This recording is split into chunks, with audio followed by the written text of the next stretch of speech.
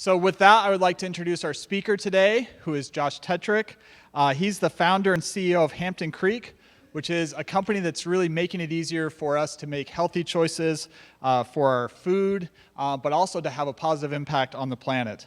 Josh founded Hampton Creek in 2011 and built the company around a really important question, which is, what would it look like if we started over in food?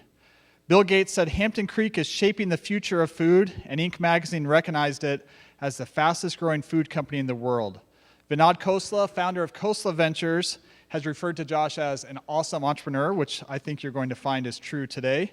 And Josh's leadership has allowed Hampton Creek to grow rapidly and flourish, raising $120 million in investment to date, including investments from Li Ka-shing, who's the wealthiest man in Asia, along with 11 other billionaires. Josh has led Hampton Creek to secure a powerful partnership with the Compass Group, the largest food service company in the world. He's been interviewed by tons of different media outlets, including New York Times, Travel Channel, Wired, Fortune, Forbes, and the Wall Street Journal. With Josh at the helm, Hampton Creek was recently named to CNBC's Disruptor 50 list for 2015, to Fast Company's list for the most innovative companies in food and social good for 2015, and the 2015 Time 100 New Scientific Discoveries. The World Economic Forum announced Hampton Creek as a top technology pioneer in 2015. Josh was recently named to Inc. magazine's 35 Under 35 Entrepreneurs, Fortune magazine's 40 Under 40. Prior to founding Hampton Creek, Josh led a United Nations business initiative in Kenya. He worked for former President Clinton, as well as the president of Liberia, Ellen Johnson Sirleaf, and taught street children as a Fulbright scholar in Nigeria and South Africa. And Josh is also a proud University of Michigan alum from the law school. On a note from the Center for Entrepreneurship, we're absolutely thrilled to have sparked this relationship with Hampton Creek on behalf of all university entrepreneurship. His time with us today starts a full day of activities. He's heading out to the law school later. He's speaking at some of these events, including Ignite It and MHAX. My colleague, who's here today, Jessica Henry, sits out in the Bay Area and works hard to engage alumni like Josh who are disrupting industries. She met Josh last summer, and this morning we were talking about her experience meeting Josh, and she shared how many people, including some of my colleagues, have asked her, how in the world did you get in front of Josh Tetrick, and how did you get him to come here and speak? And she replied, I emailed him, and he emailed me back.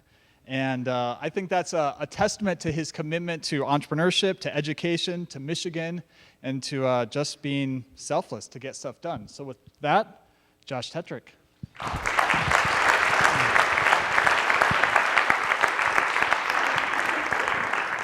So the funny thing about that introduction is in 2008, when I was here, I knew nothing about entrepreneurship.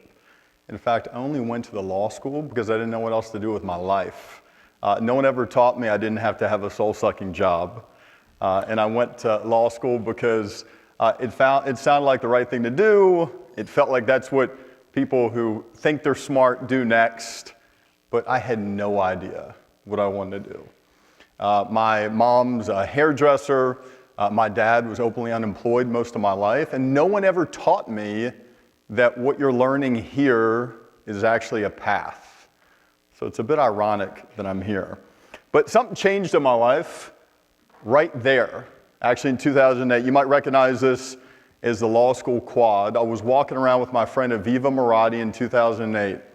And I was walking with her talking about probably a contract exam that I didn't want to study for. And my heart palpitated in a very strange way. If you've ever had the rhythm of your heart kind of change, and sometimes it just happens naturally. And it happened to be that Aviva, when she noticed I stopped and I said, that kind of felt weird. She said, you really should see my dad. And it turns out her dad, Fred Maradi, is one of the leading cardiologists in the world. He works at the University of Michigan Hospital. In fact, he's a specialist in something called electrophysiology. So I went and saw Dr. Maradi, Fred, as I knew him, and he gave me an EKG, gave me an echocardiogram, kind of ultrasound for your heart. And then I came back a day later, and he gave me some bad news. But he gave me news that is one of the core reasons why I'm in front of you today. He said, you have something called hypertrophic cardiomyopathy. And for those that are not cardiologists here, hypertrophic cardiomyopathy is one of the leading killers of young athletes under the age of 35. If you've ever heard of a basketball player named Hank Gathers, he played for a school called Loyola Marymount. He was dribbling the ball up the court, and he passed out and he died. So I, who dreamt of being an athlete my entire life, who played on intramural football teams when I was here at the University of Michigan, who played basketball every morning, basically I couldn't play those sports anymore.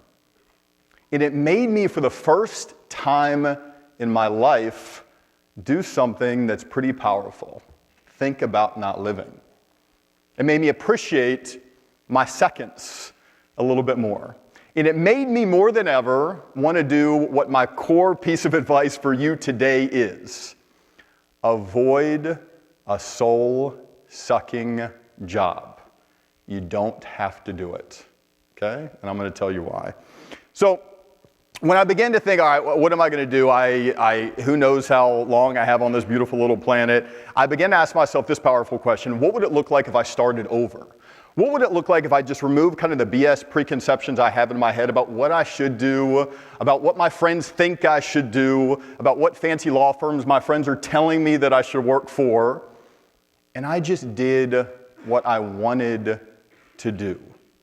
What would that look like? What would it look like if I understood my strengths? And what would it look like if I threw those strengths into something that I actually cared about? What would it look like if I actually stepped back and looked at the biggest needs in the world?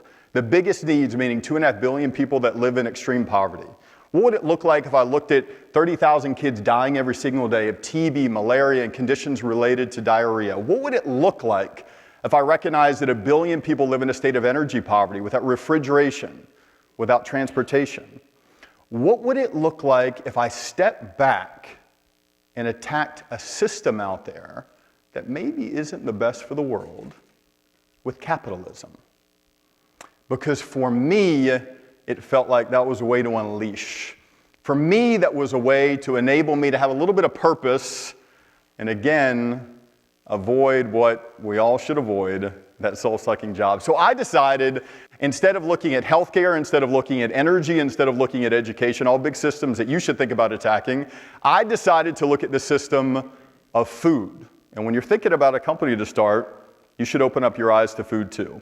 Because the funny thing about the system of food is, if we were really serious about starting over, there's no way in the world we would do our food system like we do today. It is an inefficient, abusive, degrading system that wasn't built to serve you, wasn't built with intelligence, wasn't built with reason, but was built with habits, just like a lot of systems like energy and education. So what we do at Hampton Creek is step back and ask, what would it look like if we just started over in our own lives and in food? And the answer for us is this: if we could start food from scratch, if we could just remove those BS preconceptions that we have about things, the food system would make it easier for regular people to do the right thing. Easier meaning the right thing, the thing that is healthier, the thing that is more sustainable, less water, less land, would also be the thing that's easier, is defined by being a little bit more affordable, being everywhere. Because our belief is, if we can make the right thing easier for a regular person, this happens to be my mom, the single mom working in a hair salon trying to raise 2 sons, the good thing becomes scalable. The good thing doesn't become the exclusive thing of fancy kids in Ann Arbor. The good thing doesn't become the exclusive things of people who can afford it. The good thing becomes accessible to everyone, to people who are living under $2 a day, to people who are living in Detroit making $27,000 a year. The good thing suddenly scales globally, and we use food as a real force for good. And that's what I decided to throw my life in. I did work for a law firm for 3 months, though. Now, for us, it's been a ride the last 4.5 years, because I really just started the company 4.5 years ago. So entrepreneurship can happen really fast. Your life can change really fast. In 4.5 years, this is what happened. We became the fastest growing food company on the planet. I've had this crazy opportunity to hang out with some unbelievable people. The guy on the top is the wealthiest person in Asia. His name is Li Ka-shing. He's invested over $20 million in the company. You probably recognize the guy right there. I'm feeding him cookies and mayo and a muffin. That's Bill Gates. So I had the chance to tell a little bit about the food system, to share a little bit about why I started the company. We've also had an opportunity to build an incredible team. Because you learn pretty quickly in entrepreneurship, you can't do it yourself. And we've had the chance to recruit people who have led big organizations at Uber, at Google. Our head of talent formerly ran people at Netflix. Our head of finance formerly led global capital markets at Google. Our head of operations formerly was the COO at Netflix. Biochemist, computational biologist, and guess what? I know nothing about any of those subjects. Remember, I went to law school. I learned how to ask good questions. I learned how to sharpen my mind. So I had to convince these really incredible people, these people who are making lots more money than at least when we started I could afford to pay them, to join something that is greater than themselves, to start over with me. Now, starting over is difficult. And when I tell you the story about how we started over in Hampton Creek, I don't want this talk to be about Hampton Creek. I'm not trying to sell you anything. Every day out of the office is a day that I'm not like exerting energy to try to build something that I believe in. I'm here today in front of you because I really want you to start over in your own lives. And I want to show you a methodology of attacking systems so that when you leave here, you actually have an approach that's not just something you hear and say, I'm inspired by that. Because I'd rather you do something, frankly, than be inspired by me. I'd rather you understand the specific steps that you should be taking to look at the big systems out in the world, to rethink them, and then to orient your strengths around attacking them. But I'm going to show you quickly how we did it. So think about the problem in food. Most food out there is shitty, right? Most food out there tastes really good, but it's bad for your body, and it's bad for the planet. So how do you stop that? What we did is recognize that there's something a little bit goofy in the food system, that most of our food is made of a handful of crops. Lots of soy, lots of corn, but there are 400,000 species of plants out there. 400,000. And for whatever reason, the world forgot about most of them. So what our team of biochemists and computational biologists do is say, let's remember.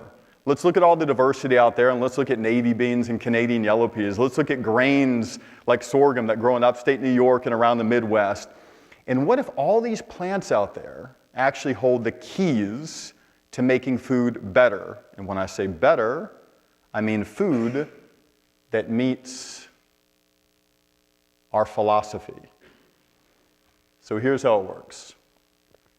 So our scientists go and they screen everything, but they don't screen everything like a normal food company because we got data scientists, we got computational biologists. They dig down into the molecular properties of all these species. They look at things that I couldn't pronounce when I went to law school here, like molecular weight of the protein or surface protein hydrophobicity or solubility. And they catalog all these molecular properties, and they're able to link molecular properties of certain plant species, like sorghum, to things that matter in terms of food, affordability, taste, functionality. It's a bridge of art and science. And then what ends up happening when we find certain species like sorghum that work really well, then we make products with it. This is just one of them, going to be available in your local Walmart in September. So think about it. What does it look like if we start over? Ask it about a system. If we started over, the good thing would be better than the bad thing. It'd be easier for regular people to do the right thing. How do you do it? You need an entirely different perspective. You can't use the same sort of talent that normal food companies use. You have to use data science and other disciplines. We find a plant. It has the functionality, has the characteristics to enable one product here, and a pancake ain't going to save the world, that's for sure. But it does make a little dent. And imagine how it goes again. So they screen again. We found a varietal of a Canadian yellow pea that has certain molecular properties that link to other things that are desirable, sustainability, a little bit healthier, less of the crap in it, and then we can make another product with it. Also, by the way, going to be available in 3,000 Walmarts in September and all the other retailers out there too. It's when the good thing becomes scalable, that's when a bad system begins to break down a little bit. So I want you to really understand what's happening. And again, not what's happening for Hampton Creek, but what can happen when you look at a big system. A philosophy, and you should have your own philosophy when you attack a system. This just happens to be ours. Our belief is if you start over in the food system, the right thing would be the easiest thing. Because it's our belief if we can just make the right thing, the easy thing, something powerful happens. But it's hard to do that. So that inspired a different path. And in some ways, because I didn't have any experience in science at all, right? I'm not a biologist, I'm not a biochemist, I'm not a data scientist. It inspired me to break out of the traditional approach and try something entirely different. What does it look like if we just work with farmers around the world? And instead of ignoring what they have, what if we use data science to pay attention to it? And then what happens is the reason that I started Hampton Creek. And then what happens is the reason why you should think about attacking big systems. Then what happens is the reason you should think about starting over. Because when you start over and you're able to attract people to it, you can create something with impact. These just are impact numbers last year, and by no means do I think, again, this is saving the world. But it is the reason that I started. Just last year, we saved over 2 billion gallons of water, over 122 million square feet of land. Just last year, we eliminated 18 billion milligrams of sodium avoided, and we brought thousands of farmers into a different sort of supply chain. Into a supply chain that isn't just relying on a couple things, but instead one that's hopefully relying on things that make the lives of folks just a little bit better and make the environment just a little bit stronger. And maybe connect this system of food a bit more to our values. And what's been incredible about what happened, even though those logos are a bit hard to see, this starting over philosophy has now brought in hundreds and hundreds of companies all across the world. So you can find what we're doing everywhere from Walmart to Whole Foods, including the one in Ann Arbor, in Target, in Giant Eagle, in ShopRite, in the corporate cafes of Google, the New York Times, of Texas A&M, of the Illinois Farm Bureau. And one of the ones I'm most proud of is you can find what we're doing in a place called the Dollar Tree. You might hear the Dollar Tree and be like, wait a second, I'm a little confused. It seems like what you're saying is really appropriate for Whole Foods. I'm not sure it's appropriate for the Dollar Tree. But remember the philosophy. Remember why we started. We didn't start to feed rich people. We started to figure out a way to make it easier for the regular person to eat well under the theory that if we do that, that's when real impact happens. Not that it matters, because I don't want to talk about what we have too much. These are our products. Tomorrow it'll be a lot more. It'll be breads and pastas. It'll be a plant. You throw it in a pan and it actually scrambles like a chicken egg. That one's pretty cool. If you ever come to our headquarters in San Francisco, you can see that in person. But a new approach has engendered a team now of 120 people, valued at over $1 billion by the private markets, who have found a platform to create change in a way that actually matters. And what's been beautiful for me is exposing other people to it, not just the people that work at Hampton Creek. So we decided to run a little experiment. We decided to write a series of letters in the New York Times to really amp this thing up. And the first letter we wrote was actually a thank you letter to all these big food companies that decided to believe in us. You got to thank people. There's a book called Influence that I love called, and one of the principles is reciprocity. Sometimes when you care, you give a little thanks. Sometimes without even knowing it comes back to you. And then we decided to actually thank great grandmas, because after all, they're the ones who are, in many ways, are the root of the food system. They're the ones in a lot of ways that our current food system has really passed by. And we actually asked great grandmas what their advice might be in starting over in food. And it was pretty cool. On a Sunday, this was published, and you can't see it here, but I left my phone number at the bottom. And I asked great-grandmas to call me. And on one Sunday, I probably got like 74 calls from great-grandmothers all across the country who were giving me advice about how to start over in food.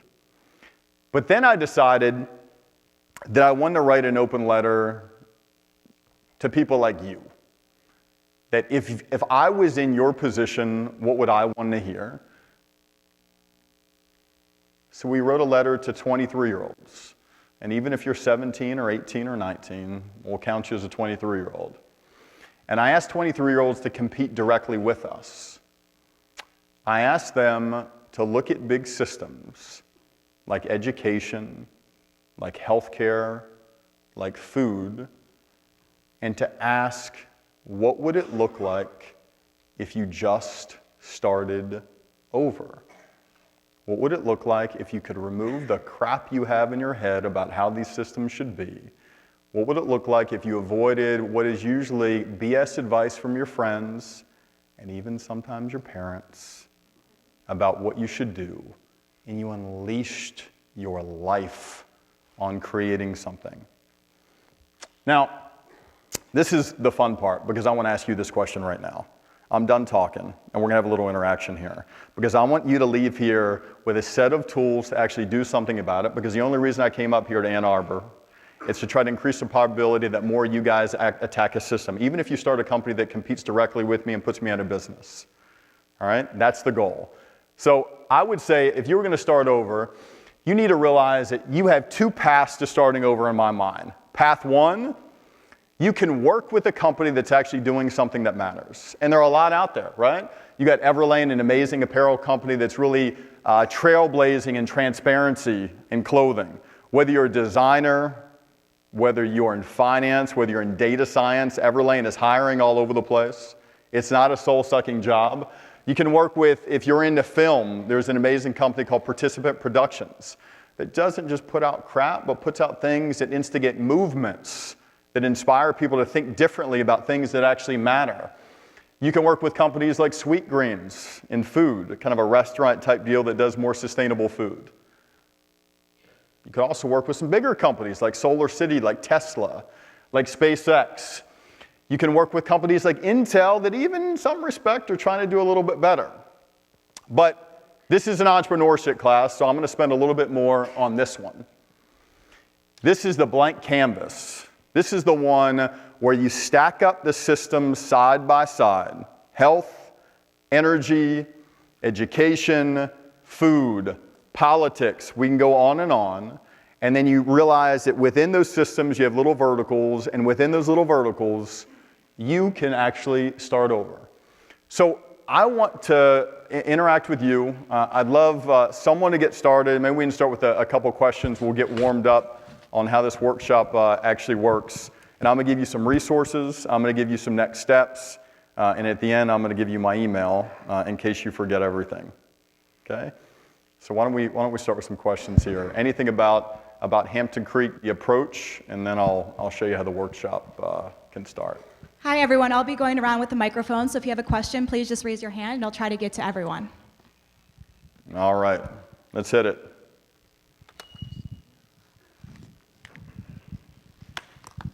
I had a question. How did you actually start with your idea? Where did you go if you had no experience? Or how do you do that in general? Like, you have a plethora of ideas, or where do you even start connecting with people to make it happen? You mind if we just start with you? Cool. What's your background? Medicine, pediatrics, and pathology. Okay. And what are you interested in? Lots of things. Healthcare, food, children. Children is the biggest thing. Are you interested in food and children, like the intersection between food and children? Yes. Okay. So, like, to me, that's a place to start. Right? So everyone probably has their answer of something that bugs them, right? We didn't have like a long conversation about this, but I'm guessing there's something about the way kids eat probably pisses you off in some way. Yeah. And what about that pisses you off? I don't know where to begin. Well, they don't have any variety. They don't eat balanced meals. They eat all processed foods. They don't know how to eat. Yep. They're picky.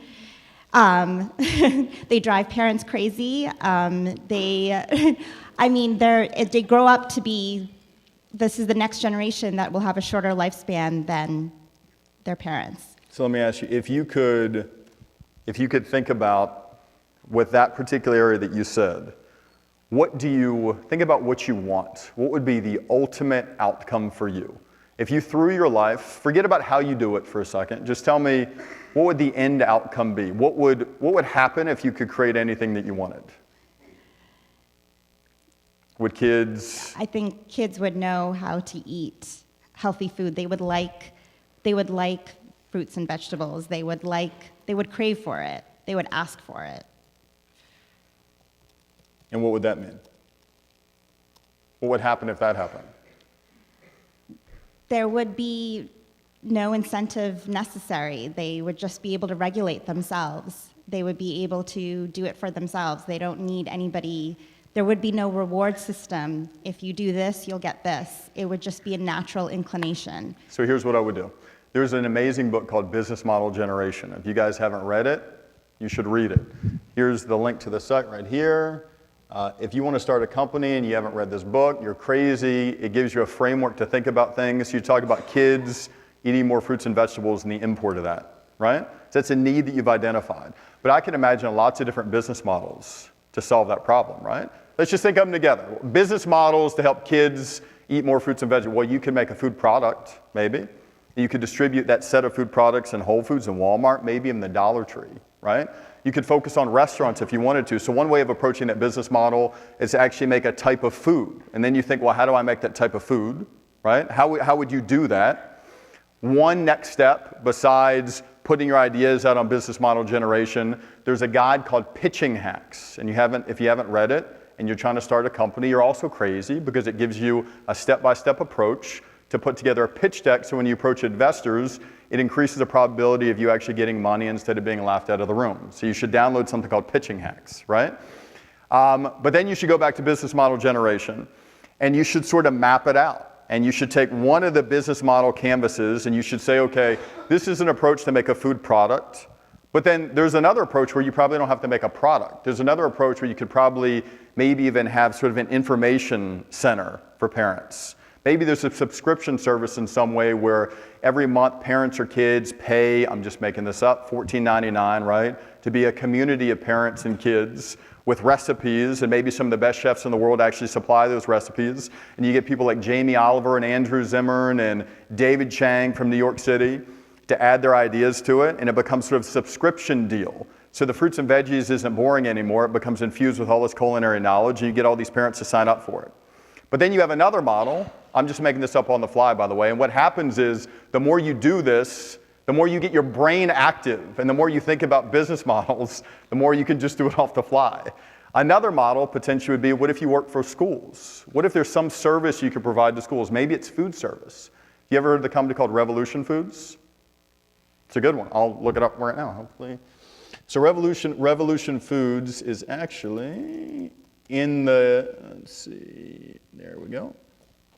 So in fact, they focus on exactly the topic that you're talking about. They're based in Oakland, I think. I'm friends with the founder, more than happy to introduce you. But they're another kind of business model. So now we've identified 3 business models to talk about kids and healthy eating. And you're going to map out all these business models on business model generation. And then every single person in here should also read another book that you're crazy if you don't read. And that's called Switch.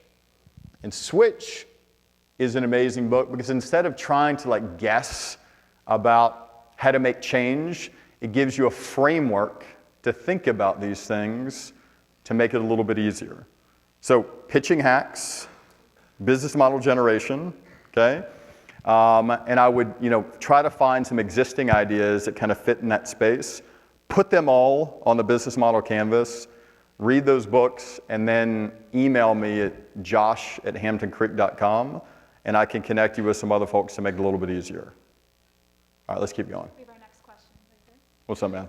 So hi, I'm Alex. Yep, what's up, Alex? I've read up a little bit on what you guys are doing with education in Liberia. Yeah. And I'm really interested to see how you guys are taking this, what would it look like if I started over, global. So what's the next step? And how did you decide Liberia and education?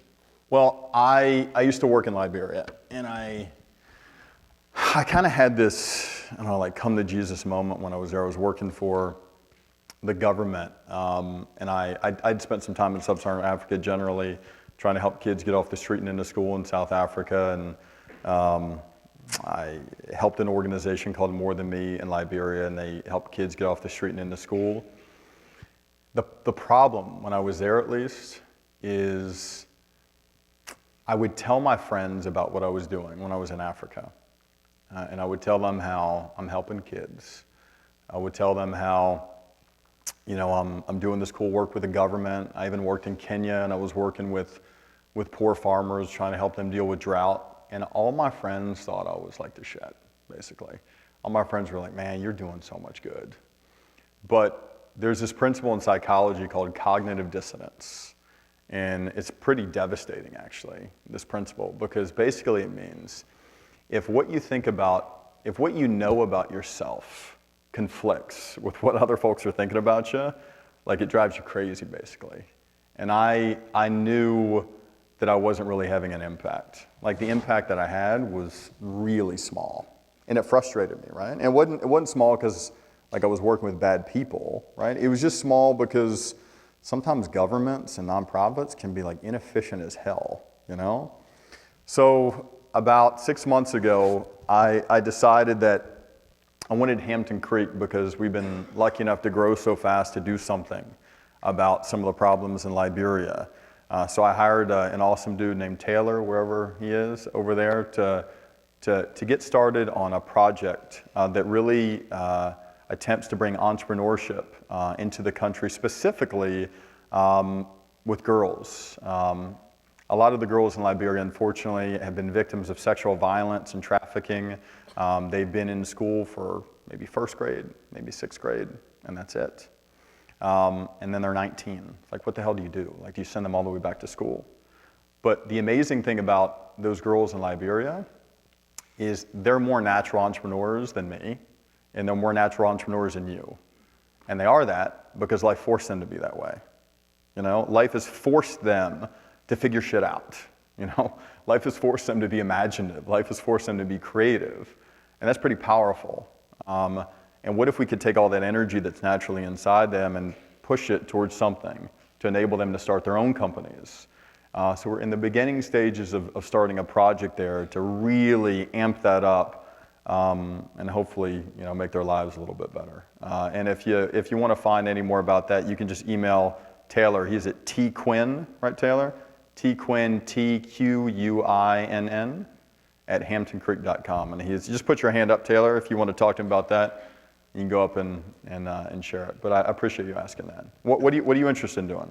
So I'm a chemical engineer, but I'm with the ELP here. So I've actually met Taylor. We're Facebook friends now. Cool. And what do you want to do? I'm looking at working in the food space using data science and things like that to kind of, I guess, like what you're doing, cause a revolution. I think a lot of what we do with food and chemicals and big companies like that has become old and kind of slow. And Yep. A lot of the focus on innovation and entrepreneurship is in the software and you know, intangible space. Totally. Where there's so much that needs to be done in the physical space. And I'm from the Caribbean, and I've lived in Central and South America. And so I've seen a lot of what you've talked about. Yep. And I think a lot of what needs to be done has to be done on a physical space and in a physical realm. And I think that software can be a tool to fix it, but Yep. we can't get fixated with, you know, just working in software. Wait, say your first name again, too? Alex. Alex. So Alex hit on an important point, because I said that you guys should do everything possible to avoid a soul-sucking job, right? That's one of my goals. But what I don't want you to do is to avoid a soul-sucking job and then have a job that might be fun, but you're doing nothing that matters. That's also not good either. And the cool thing about the world that we live in today is there are so many systems that are so insanely broken that with fresh eyes, if you look at them, and food's just one example, right? With fresh eyes, if you look at them, again, whether education, there's an amazing company in San Francisco called Alt School, ALT School. You can create tons of companies and tons of opportunity for yourselves by attacking a need, not just making some stupid app that does nothing. Because in my mind, just to be blunt about it, like entrepreneurship is powerful when it's actually attacking a problem. If entrepreneurship is just creating another thing that the world doesn't even need, just like another thing for fancy people to do fancy things, like we got one life to live, you know? It's not worth it. I appreciate the question. Thank you, yes.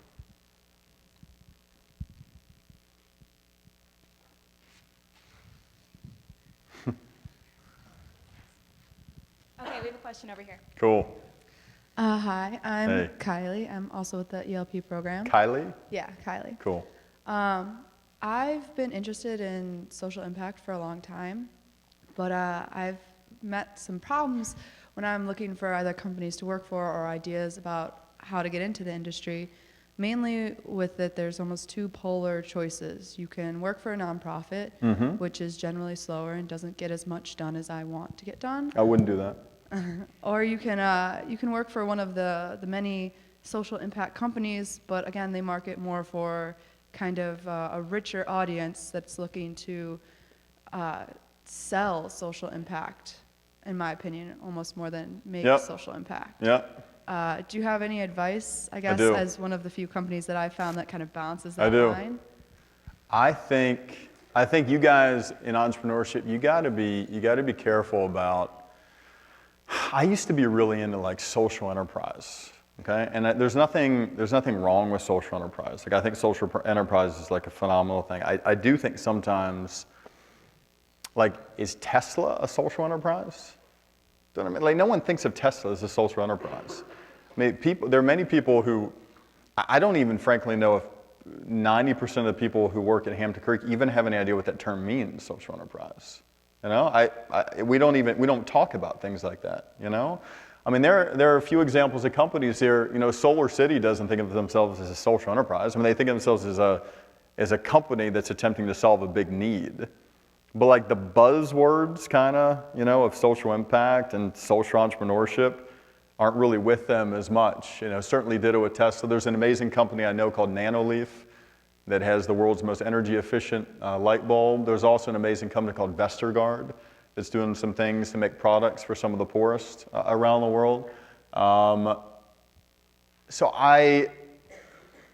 you more interested in working for a company or starting your own?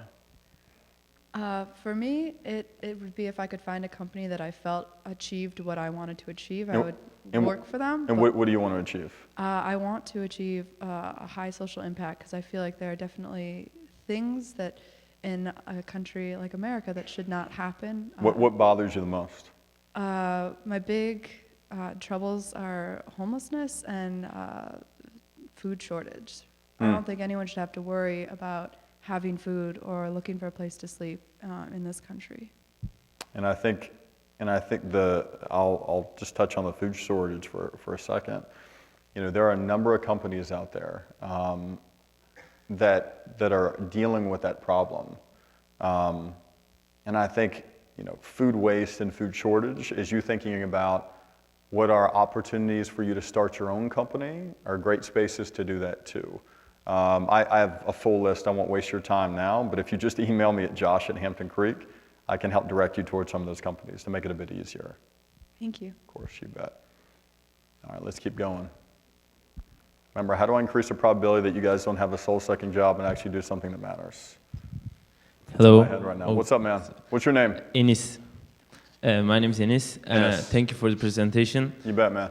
My question is, so you said you are using these special vegetables and like different products to create your recipes. It's not that special, unless you think a yellow pea is special.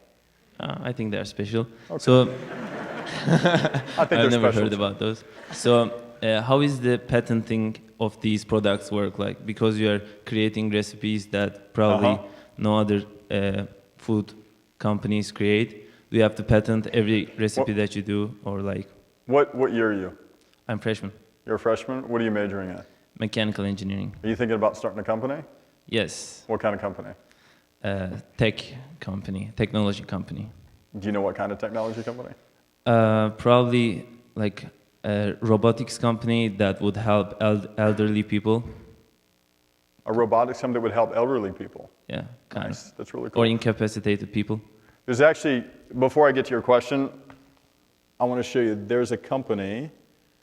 Hold on, I'll show you. So these are other good. Where is my Horizons website? Hold on. Well, you know what? Oh, here it is.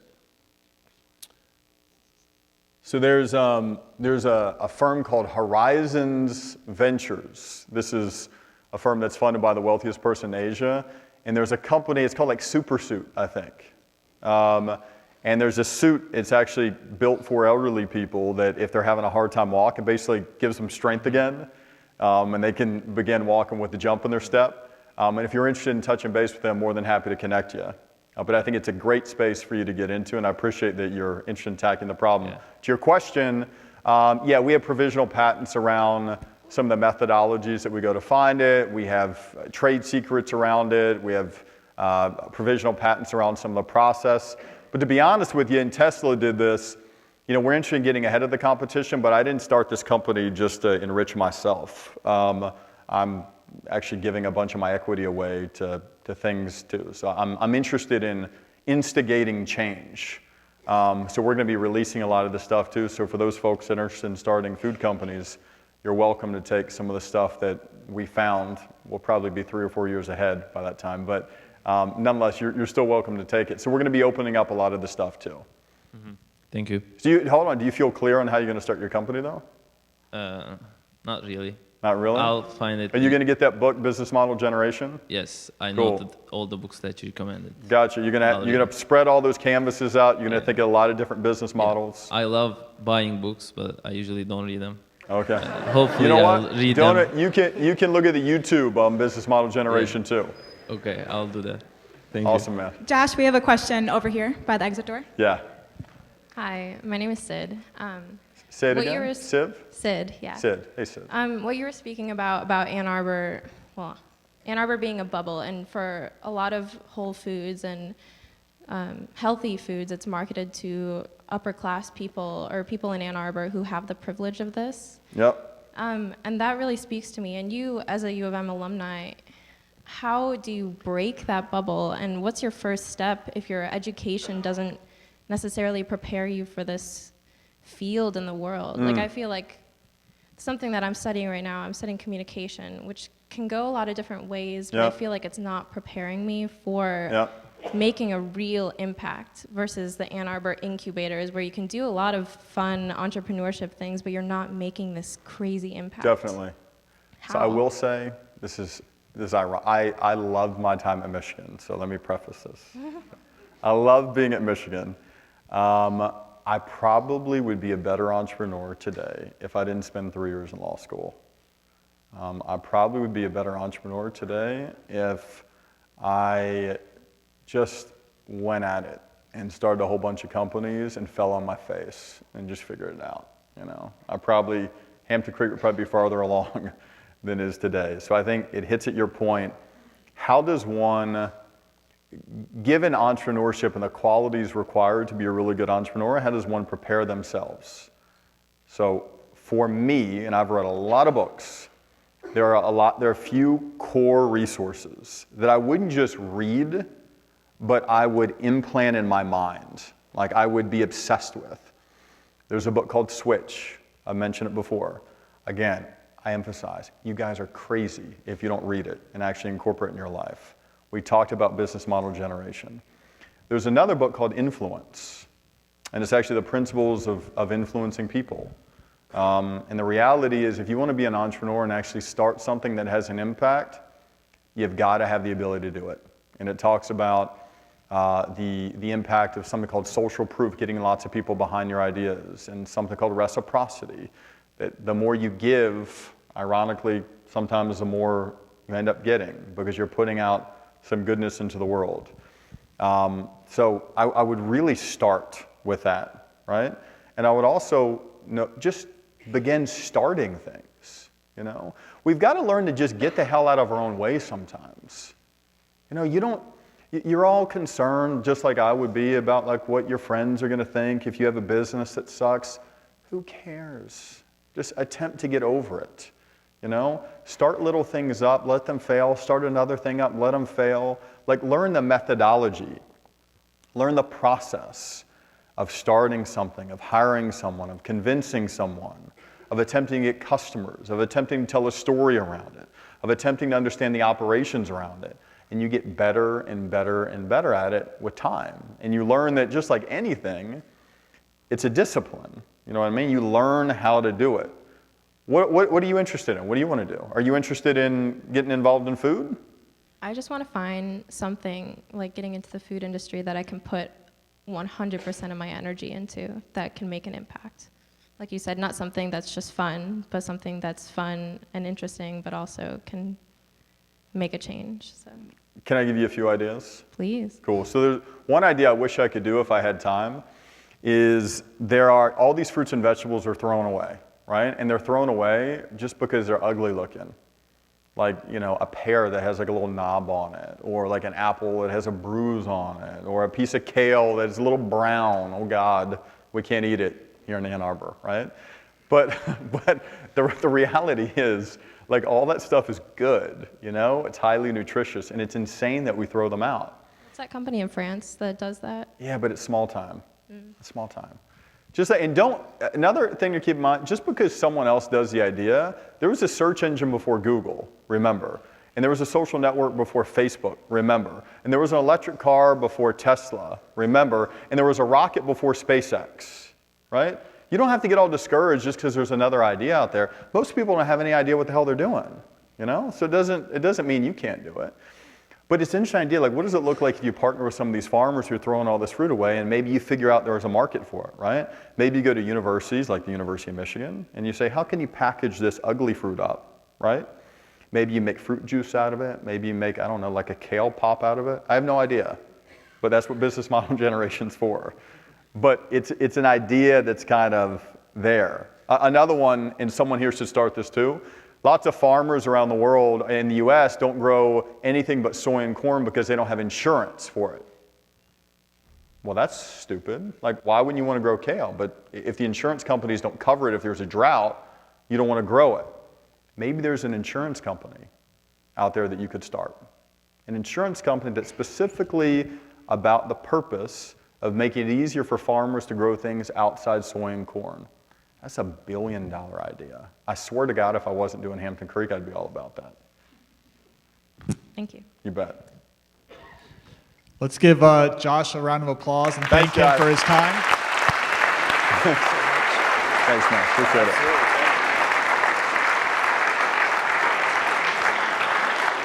All right, Adrian, you have to make somebody happy. Don't do a Steve Harvey and say the wrong name. This is a tough one, guys. I think from both the what was presented now, the work put in that I've seen over the